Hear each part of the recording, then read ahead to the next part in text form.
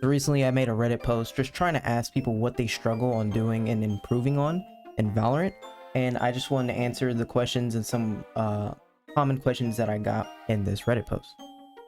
So one of the main ones was be having time to actually play the game.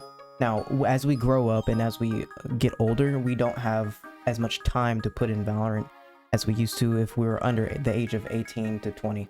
And sometimes it's a struggle to play the game and then play the game enough to be good at it. So the best thing you can do is sacrifice something, some little thing, right?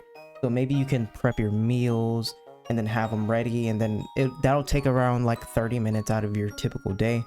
Or you can maybe cut out like a little bit of sleep, or maybe you just like play one game of Valorant, or like one death match, and then the days that you can play Valorant, you play Valorant however long you want to. Being able to play that one death match every single day, or at least every other day in a consistent manner every week, will at least keep you with a full head of steam and be able to help you be consistent at the game and not lose as much skill and not fall too far behind people who play the game every day. That's the best thing I can do, but I will say just don't be irresponsible. Make sure to do your response. Another thing that was commonly said was trying not to tilt or like lose mental. Now, it's really normal to be very tilted in a game. So typically when you're tilted, you play worse. And the reason you typically tilt is because you're being really competitive and you really want to win. And so when there's players doing bad, or maybe even you doing bad, it irritates you because you really want to win, and your competitiveness is like being pushed out and being openly displayed, and it's just making you angry since things aren't going the way you want it to go. So the best thing you can do with tilt is to lower your standards and lower your not only lower your standards of your teammates, but lower the standards of yourself. Not to the point where you don't have like any expectations of yourself, but understand that everybody is a human and everybody has bad days, everybody has good days. Some people are just, they have a radiant level of mechanics for the day, or maybe the hour, or maybe even just the game. And sometimes you have the aim of like a gold and a silver player. It happens. Allow yourself to be able to fluctuate between, you know, sometimes being inconsistent, because not everything can be consistent. Not every day you can play the best of your ability, because sometimes you'll be comparing yourself to a day you did amazing, and that day you were just in your flow state and you're just at the peak of your possible ability, and you know, now today you're playing normal, or now today you're playing worse. So being able to accept that, being able to understand that, will help you not tilt as much, and just treat the game as a game. The game is to have fun. You should be able to have fun in the game. And you know, losing isn't fun, but you need to be able to find a way to play the game and have fun. You know, like it's really, it's kind of hard to do it.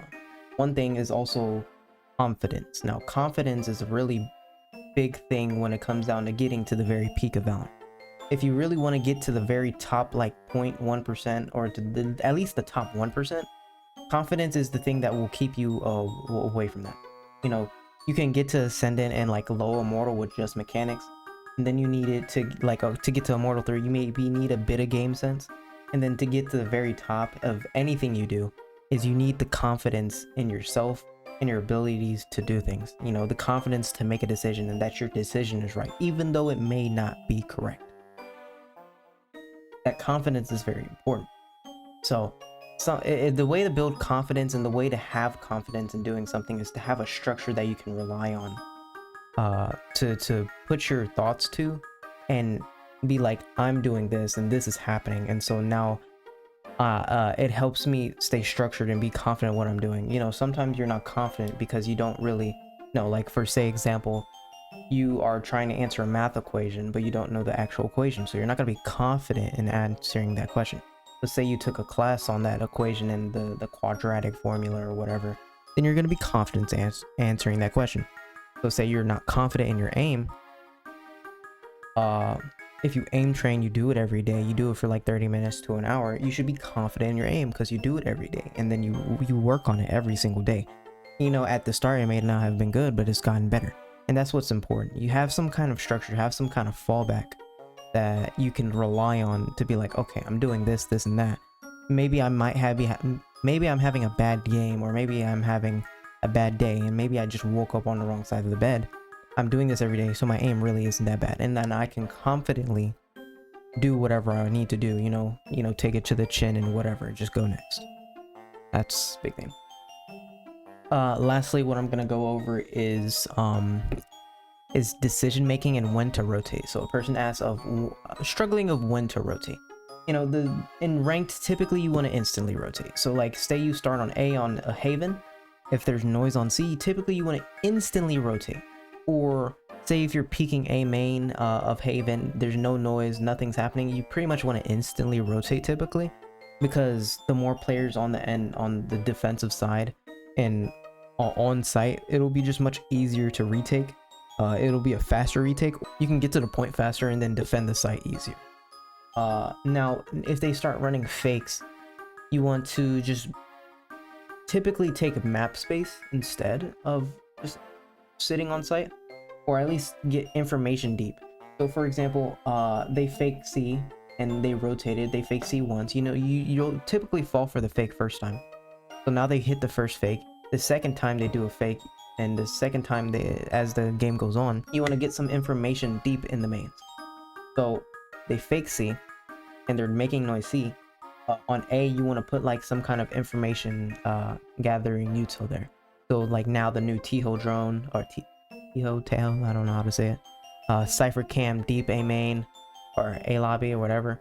Sova dart, Sova drone, some kind of information so you can have that space. Maybe put someone in that space so they can either flank or just keep the space and they can't flank, or not flank, they can't fake, and they get the site for free, and they could maybe get 1-2 and die. It just depends. That would be a better way to combat a fake than to just sit on site and not do anything and be scared that maybe it's a fake or maybe it's not. That'll be it. I'm gonna probably post another video soon. I haven't been posting recently this what's called, because I've been focused on other things. But yeah, thank you for coming.